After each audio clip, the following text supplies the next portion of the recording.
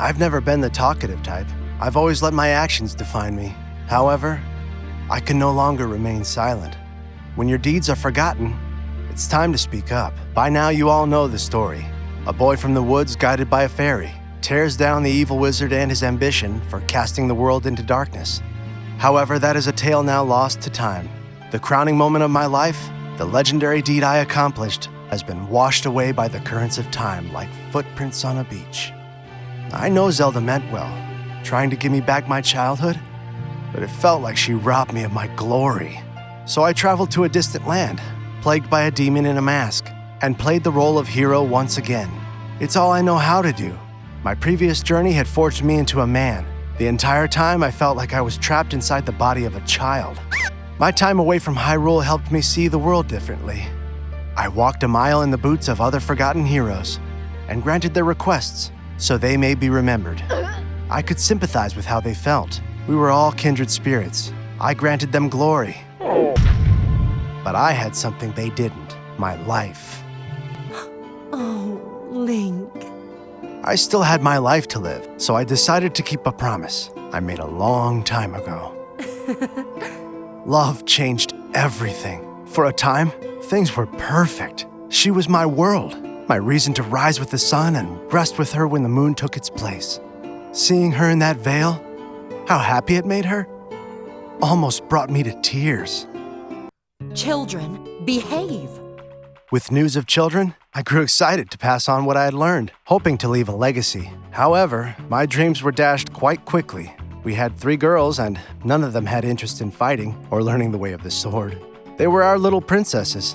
Seeing them grow into fine young women brought me much joy. As my girls grew, we guided them.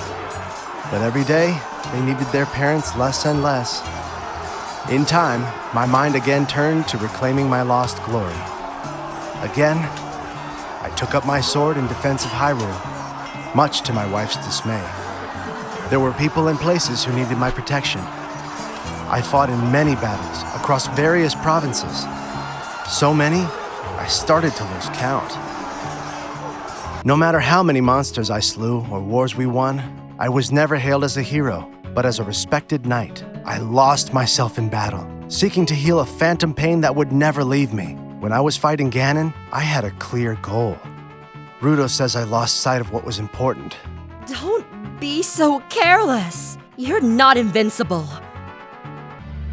Eventually, opportunity came knocking in the form of a summons to Hyrule Castle.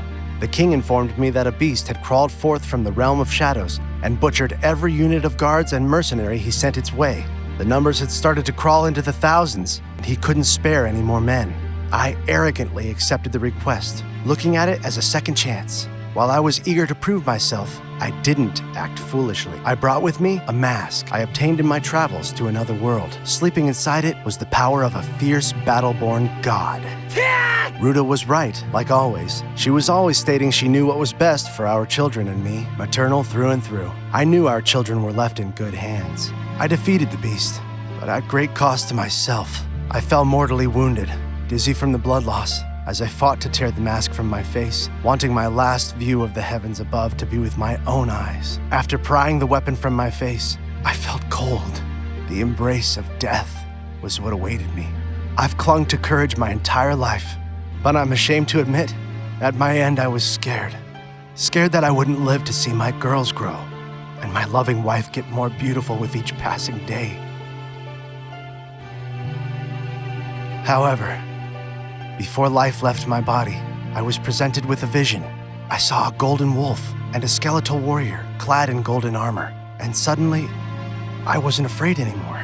I would haunt this land as a phantom, treading between the twilight, awaiting the one to carry on my legacy. He would finish my work and drive the rest of these horrid creatures that dwelled in the darkness from Hyrule. I shall pass on my knowledge to a worthy successor, who will carry on my legacy in my stead. He'll drive the twilight from this land I love. So now I can finally rest. If you are to remember one thing from my teachings, remember this. A sword wields no strength unless the hand that holds it has courage. You're late. Don't you know it's rude to keep a lady waiting?